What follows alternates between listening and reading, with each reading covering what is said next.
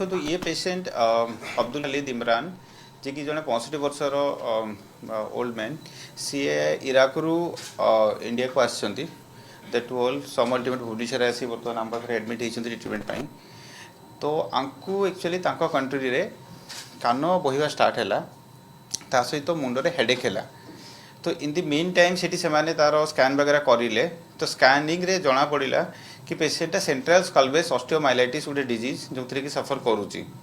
जिते से disease diagnosis है डायग्नोसिस बहुत अल्प दिन भितर तार मुह तेढ़ा हवा स्टार्ट हो गला आ से आँखि क्लोज कर पारानी तो यहाँ हूँ गोटे प्रोग्रेस डिजीज जो प्रोग्रेस करे से यहाँ गोटे तार साइन तो से बहुत ज़्यादा व्यस्त हेले कारण यही डिजीज एज रे ट्रिटमेंट बहुत कष्ट तो से कंट्री सेमती किसी सॉल्यूशन से डेफिनेटली पाइले आजिकल रिपीटेडली इराक हो कि ईरान हो से सब कंट्री रू पेशेंट आम सम अल्टीमेट को ट्रावेल करुँच तो से ता थ्रू जानिले आउ जो आमर इंटरप्रेटर रोचे अमर अच्छा सहित से कम्युनिकेट करके डिजिटली आम सहित कम्युनिकेट कले तापर से सम अल्टीमेट को आसिले तो सम अल्टीमेट आसला आम केसटा को एक्सेप्ट करूँ यही केस चैलेंजेस कौन यार नाकरू भी इन्फेक्शन ब्रेन पर्यंत जापर कानरू भी ब्रेन एडजेसेंट एरिया को जाइए तो डबल रूट रे इन्फेक्शन कवर कर सेंट्रल स्कल्वेस ऑस्टियोमाइलाइटिस कहूँ तो ये चैलेंजेस बहुत थिला कि ई एज रे तार ऑपरेशन करवा कि ताकू से डिजीज रू क्योर करवा तो से सब चैलेंज सहित भी आम फाइट करके ऑपरेट करूँ और सर्जरी सक्सेसफुल है दी पटू ऑपरेशन कराला गोटे कान पटू भी गलु और नाक पटू भी गलु बर्तमान डिजीज को कम्प्लीटली क्लीयर कराई तार जो सिम्पटम्स गुड़ा था से गुड़ा से रिलीफ हो जाए और रिलीफ हवा सहित भी से बर्तमान स्टेबल होगी आपण सामने बसी और बहुत शीघ्र कंट्री को फ्लाईबैक करने बर्तमान से पूरा एक्टिव हो गले और आमपाई यहाँ गर्वर कथा है कि गोटे दिन थिला कि आम ओडिशा लोक मैंने ओडिशा जाइए अन्य स्टेट के अन्य कंट्री ट्रिटमेंट पे जाऊे किंतु बर्तमान पूरा टाइड रिभर्स होती बाहर कंट्री पेशेंट मैंने भुवनेश्वर आसुँच सम अल्टीमेट को आसुँच आटा रेगुलर हो गला मझे भी बहुत सारा पेशेंट आसिकी ट्रिटमेंट नहीं कि जाई सारे और जेहेतु यहाँ काफी रेयर केस से आपन सहित आम सेयार करूँ कारण यही एज रे भी तांकर रिलेटिव्स से बापा जीवन बचाई एत दूर ट्रावेल करके आसी ओडिशा माटी को आसी सो आम गोटे बहुत गर्वर कथा देखो तो ये गोटे तो बहुत बड़ा आम चैलेंज हो एज यही एज रे डिजीजटा को सल्व करा भारी कष्ट और सेकेंड टेक्नोलोजी हूँ आमर एडवांस एंडोस्कोप अच्छी जोटा को 4K एंडोस्कोप आम कहूँ जो थे आम नाक पटे जाइए तार एडजेसेंट सबू साइनस को क्लीयर कराला और ब्रेन पाख एरिया गुड़ा को भी क्लीयर कराला सेकेंड है आमर कान पटू आम जो गलु से एडवांस माइक्रोस्कोप यूज हो जोटा सबुठ हाई एंड तो से यूज करें से ऑपरेशंस करूँ जोटा कि बेसिकली कान और कानर एडजेसेंट ब्रेन टिश्यू सहित जो फेशियल नर्वटा तार पूरा खराब हो जाता पूरा डिकम्प्रेस कराला तो युवा सब चैलेंजेस कारण गोटे स्टेज रे दीटा सारा ऑपरेशन करवा फिर पेशेंट को नॉर्मल बाहर कर आनिबा तो सेगुड़ा सब डेफिनेटली गोटे चैलेंज वाला जिनस जो आम पूरा कम्प्लीटली बाहर के आसीचु और पेशेंट आराम से तुम पाखे बसी और रेडी टू फ्लाई बैक अच्छे बर्तमान सर से ए जो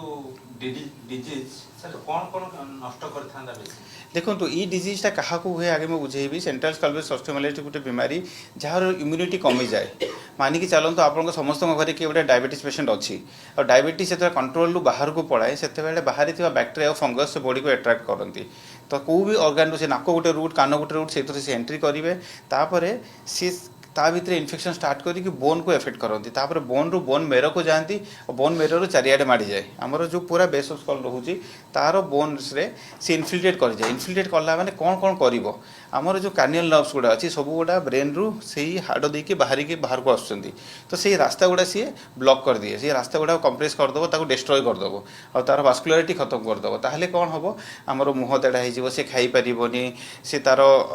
बेले बेले ब्रेन भीतर इन्फेक्शन हो मैनिजाइटिस सब एमती बहुत प्रकार कॉम्प्लिकेशंस आड़ को नब आउ जब बिना ट्रीट करूँ पेशेंट डेथ हबार चांस बहुत अधिका कारण यहाँ गोटे एमती डिजीज जो थे कि सी गोटे जिनटा को पचई दौर मैंने डिस्ट्रॉय कर दूचे आम एंटीबायोटिक देले भी से एंटीबायोटिक जाए पहुँचबनी से आगे से एरिया को हमको डिवाइड कर काटिदेवा पड़े तापर फिर एंटीबायोटिक काम करे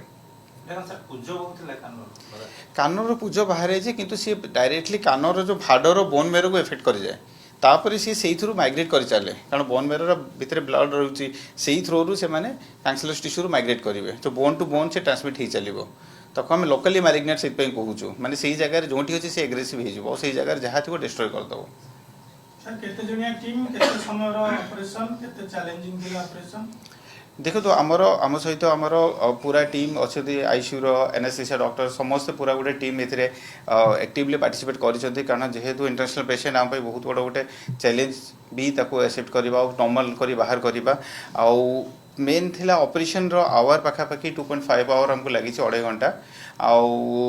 चैलेंजेस तो थिला बट जेहेतु रेगुलरली प्रोसीजर गोटे आम सेंटर होउची तो आम से कुछ नुआ जिन नुह बट येस पेशेंट डेफिनेटली गोटे बहुत बड़ माइलस्टोन सी एत दूर आसला ये ठीक है फिर गला कारण से जिनसा घंटे सॉल्व हो पार नाला हाँ जी, my name is Mohammed Umar Khan. I'm a translator working with Al Hayat Medical Tourism. Or I know Dr. Sahu from Delhi, Gurgaon, when he was in Paras Hospital. So we are in touch with him for a long time. तो हमारे पास बाहर के patient आते हैं Iraq से, Iran से, बाकी like Russian countries and Afghanistan. तो ये पेशेंट हमारे पास आए थे. So सर के साथ हमारा connection, I know him for a long time. तो I sent him all the documents and all. तो सर ने कहा कि आप पेशेंट को लेके आइए and Bhubaneswar some ultimate hospital. और यहाँ पे जब हम आए तो पेशेंट इज़ वेरी हैप्पी, इनका सर्जरी हो गया. इस वाज सफरिंग तो हमने चाहा दिल्ली में ही कराई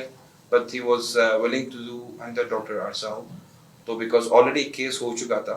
like 6 months back 8 months back same from the same Iraq same. जातक विचार वास्तु विचार माटी परीक्षा पई संपर्क करंतु साधक नागानंद को 9439159052.